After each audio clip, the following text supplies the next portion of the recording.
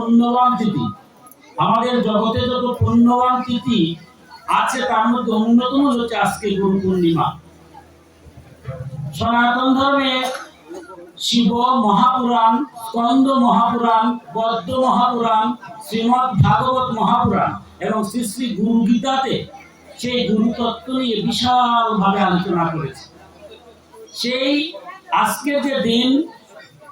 আজকের দিন সনাতন ধর্মের অনুসারে আদি যুগী দেবাদিদেব মহাদেব এই দিনে প্রথম মনুষ্য জাতি হিসাবে আমাদের বৃহদারণ্য উপনিষদে যে এক সুন্দর বর্ণনা দেওয়া হয়েছে, আমাদের আদি যে ব্রহ্মার মন থেকে উৎপন্ন যে সপ্তর্ষি ছিলেন তাদেরকে তিনি দীক্ষিত করেছিলেন। স্বয়ং দেবাদিদেব শিব কিন্তু প্রথম সেই সপ্তর্ষি কারা? বশিষ্ঠ, অত্রি, কশ্যপ, বিশ্বামিত্র, যমদগ্নি, গৌতম এবং ভরদ্বাজ। তারা ব্রহ্মার মন থেকে উৎপন্ন হয়েছিলেন মানব জাতি হিসাবে জ্ঞানের থেকে যাতে চ্যুত না হওয়া যায়, তাই দেবাদিদেব মহাদেব তাদেরকে মন্ত্র দীক্ষা, আমাদের আজকে দীক্ষা দিচ্ছেন, গুরুদেব ইষ্ট মন্ত্র দিচ্ছেন, সেই ইষ্ট মন্ত্র প্রথম দিয়েছিলেন তাদের। আমাদের ঋগ্বেদের সৃষ্টি করতে গেলে দেখা যায় এই বিশ্ব ব্রহ্মাণ্ড যে সৃষ্টি হয়েছে, যখন একটা কল্প শেষে বিশ্ব ব্রহ্মাণ্ড জলমগ্ন হয়ে যায় তখন তার নাম তাকে হরি। হরি বল আমরা সবাই বলি। হরি বললে আর কেউ নাই, আমিও নাই, আপনিও নাই, কোন দেবতাও নাই, যুগীও নাই। হরি মানে সবার আত্মা এক পরমাত্মা। এই হরি যখন সৃষ্টি করতে গেলেন তখন এই জলের মাঝে তিনি শায়িত হয়েছেন। জলের নাম হচ্ছে নার, নারের মধ্যে শায়িত, তাই তার নাম হলো নারায়ণ। তার নাভি কমল থেকে দেখলাম আমরা সেই সৃষ্টি করতে ব্রহ্মার উৎপত্তি হয়েছে এবং সেই নারায়ণের পালন রূপে তিনি বিষ্ণু রূপে আবির্ভূত হলেন এবং বিষ্ণুরই আত্মা রূপে দেবাদিদেব মহাদেব উৎপত্তি হলেন। আমরা দেবাদিদেবের যে লিঙ্গ পুরাণে যদি যাই, সেই জ্যোতিষলিঙ্গ, সেই তত্ত্বগুলো আমরা পাই। তো এই যখন তিনি প্রথম সৃষ্টি করেছিলেন মানসপুত্র সনৎ সনন্দ, তারা জন্ম বিংশ বিস্তারে গেলেন না।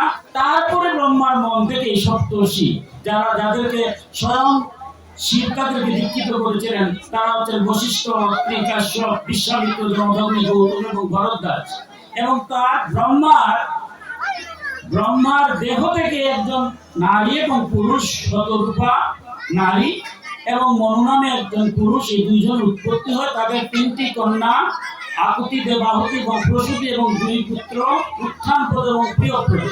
আর তার মন থেকে সপ্তর্ষি, এদের সাথে বিবাহ বন্ধনের মাধ্যমে কিন্তু আজ আমরা এই মানব জাতি পেয়েছি। তাই আমাদের প্রত্যেকেরই কিন্তু আমরা ঋষির সন্তান, বিধায় আমাদের প্রত্যেকেরই গোত্র আছে। আপনার জিজ্ঞাসা করবেন আপনি কোন গোত্র, মানে কোন ঋষি থেকে আপনি আসছেন।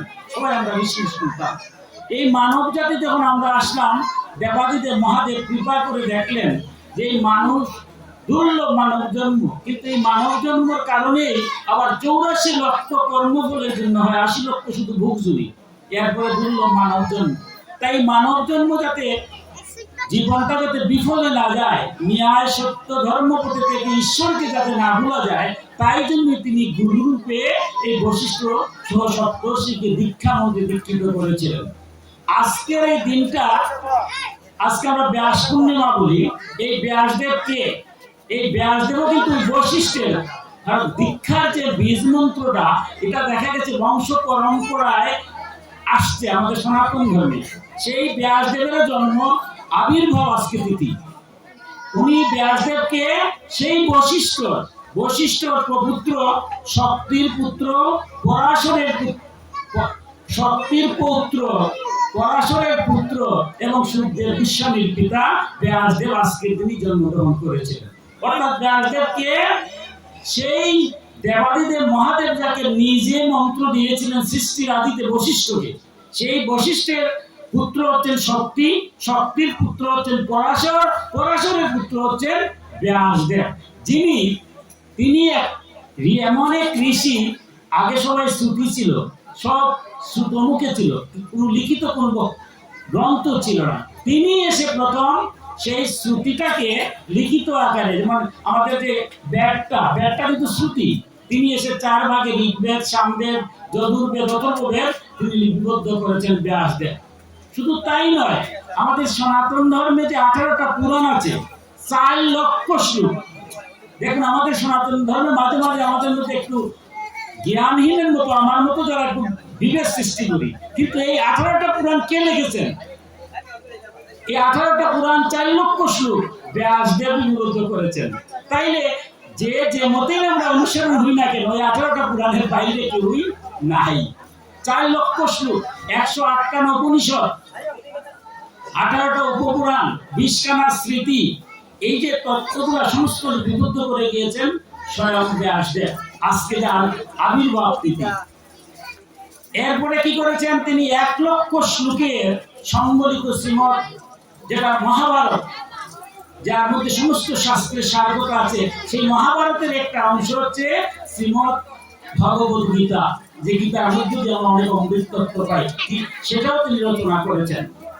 এই 18টা পুরাণ, 18টা উপপুরাণ, 20টা স্মৃতি, 108খানা উপনিষদ, এইগুলা বুঝা বা তার ব্যাখ্যা বা তার মধ্যে কিছু বিভেদ থাকতে পারে, সেটাকে বিশ্লেষণ যাতে, সমস্যা যাতে ভবিষ্যতে না হয়, তার জন্য তিনি বেদান্ত দর্শনের মূল ভিত্তি যেটা, সেটা হচ্ছে ব্রহ্মসূত্র, সেই ব্রহ্মসূত্র রচনা করেছেন স্বয়ং ব্যাসদেব।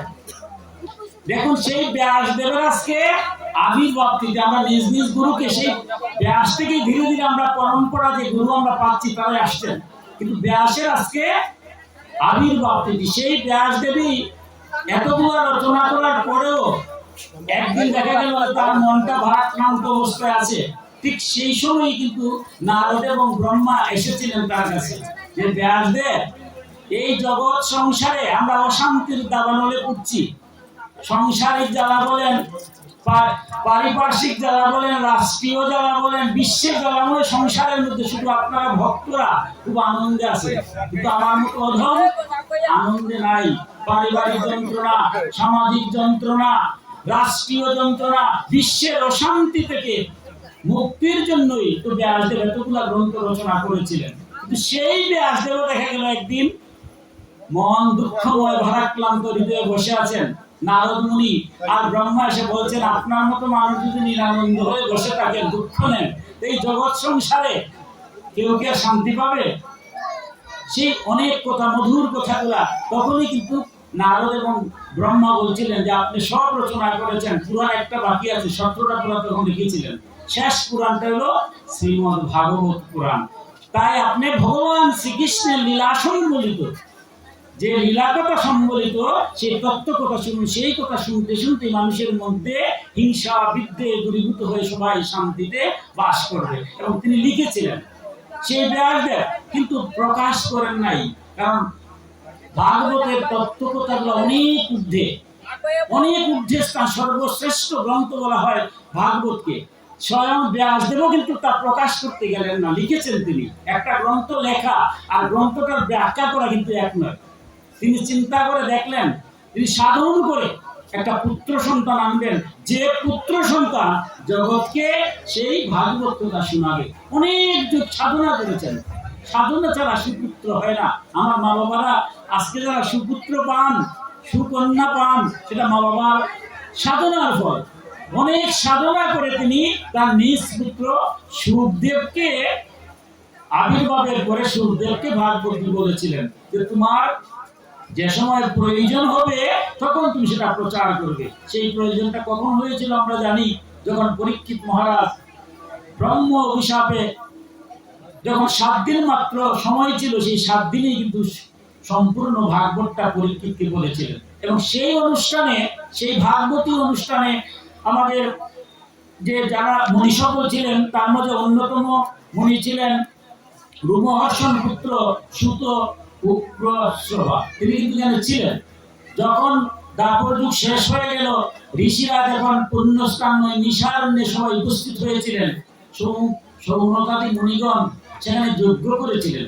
সেই যজ্ঞে কিন্তু রোমহর্ষণ পুত্র সুত উগ্রশ্রবা উপস্থিত হয়ে ভাগবতটা আবার তিনি বর্ণনা করেছেন। এবার সুদ, গোগ্রস্বর যে ভাগবতটা বিশ্লেষণ করেছিলেন, এটাই